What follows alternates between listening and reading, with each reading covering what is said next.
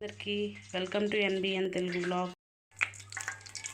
కడాయి పెట్టుకొని కొంచెం ఆయిల్ పోసుకొని చికెన్కి తగినట్టుగా చెక్క, 2 లవంగాలు, 1 యాలుక తీసుకున్నాను. దీంట్లోనే కొంచెం జీలకర్ర వేస్తున్నాను.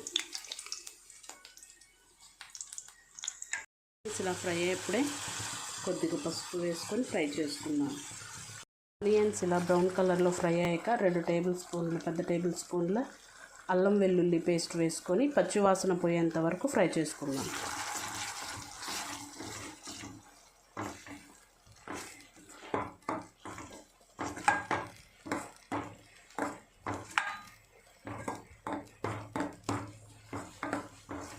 అల్లం వెల్లుల్లి ఫ్రై అయ్యాక ఆయిల్ మనకి ఇలా పైకి రిలీజ్ అవుతుంది. ఇలా పైకి రిలీజ్ అయినప్పుడు టమాటా ముక్కల్ని యాడ్ చేసుకుందాం.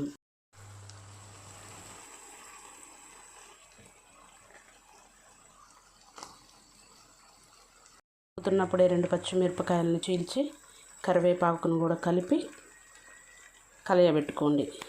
టమాటా ముక్కలు ఇలా మగ్గేప్పుడు 1/2 కేజీ చికెన్కి నేను 1 స్పూన్ కళ్ళుప్పు తీసుకున్నాను, రాళ్ళుప్పు.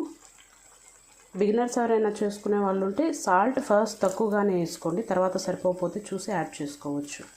గ్రేవీ కన్సిస్టెన్సీ కాబట్టి నేను ఇలా వేసేసాను రాళ్ళుప్పు. రాళ్ళుప్పు వేసాక ఇలా మొత్తం కలయబెట్టుకోండి. చికెన్ యాడ్ చేసుకుంటున్నాను. 1/2 కేజీ చికెన్ వేసుకున్న తర్వాత మొత్తం మసాలా అంతా కూడా చికెన్కి పట్టేలా కలుపుకుందాం.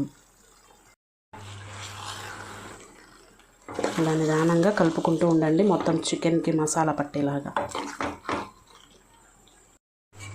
కారం వేసాక మొత్తం ఒకసారి కలబెట్టుకుందాము.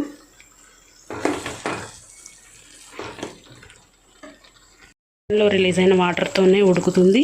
నేను లాస్ట్గా కొంచెం కొత్తిమీర, గరం మసాలా పౌడర్ వేసుకొని మూత పెట్టి అంతే వదిలేద్దాం. Finally the yummy chicken gravy curry చూడండి ఎంత బాగుందో. Super taste కుదిరిందండి. ట్రై చేయండి తప్పకుండా.